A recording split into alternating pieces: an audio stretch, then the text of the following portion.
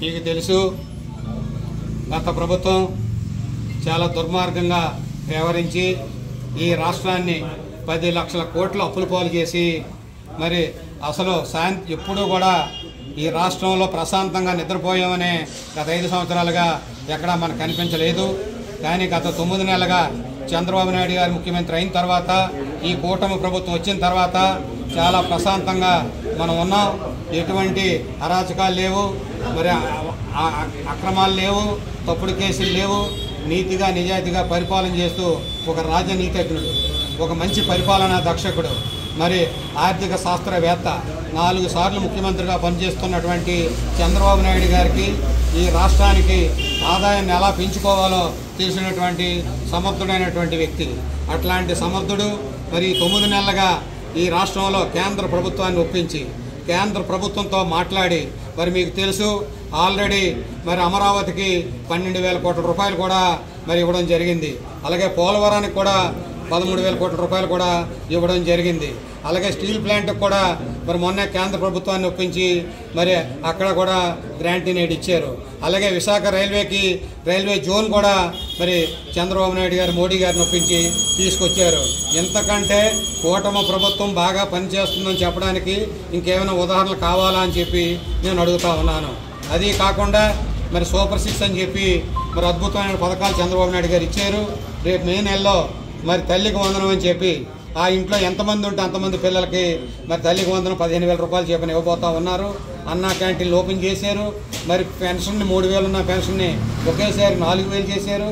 మరి అది కాకుండా రైతు భరోసా కేంద్ర ప్రభుత్వం ఇచ్చే 6,000తో 14,000 కలిపి 20,000 రూపాయలు రేపు మే జూన్ నెలలో ఇవ్వబోతా ఉన్నారు. అది కాకుండా మరి గతంలో డిఎస్సీ అన్నారు, మెగా డిఎస్సీ అన్నారు. 5 సంవత్సరాలుగా ఏ డిఎస్సీ మెగా డిఎస్సీ తీయలేకపోయారు. మరి ఈ 9 నెలల కాలంలోనే రేపు ఈ ఎలక్షన్ నోటిఫికేషన్ వల్ల ఆగిపోయింది. రేపు వచ్చే నెలలోనే డిఎస్సీ ఇవ్వబోతా ఉన్నారు.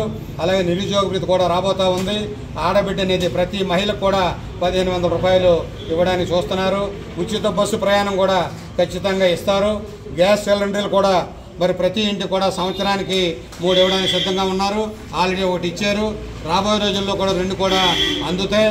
చంద్రబాబు నాయుడు గారు మాట చెప్పారంటే అది కష్టమైన ఇబ్బందులున్నా మరి చేసి తీరుతారని చెప్పి నేను ఘంటాపదంగా తెలియజేస్తూ కూటమి ప్రభుత్వం అత్యంత అద్భుతంగా పనిచేస్తూ ఉంది.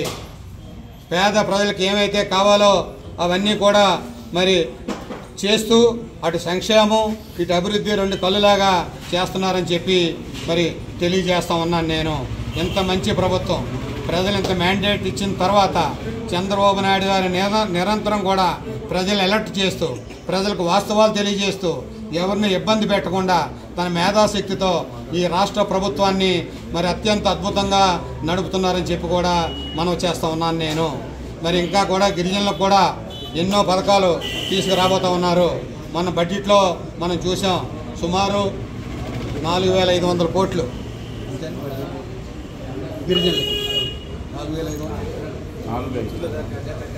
4,500 కోట్లు బడ్జెట్ మన గిరిజనులకు పెట్టారు. అంటే మరి ఎంత గిరిజనులు అంటే ఎంత అభిమానం ఉందో చంద్రబాబు నాయుడు గారికి ఇది ఒకటే ఉదాహరణ అని చెప్పి మనం చేస్తూ ఉన్నాను.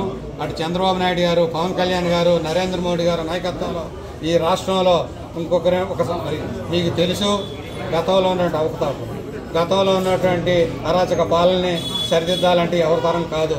చంద్రబాబు నాయుడు ఒకటొకటిగా సరిదిద్దుకొని మరి మంచి మార్గంలోకి తీసుకొస్తూ మరి అటు అభివృద్ధి సంక్షేమం చేస్తూ ఉన్నారని చెప్పి తెలియజేస్తా ఉన్నాను.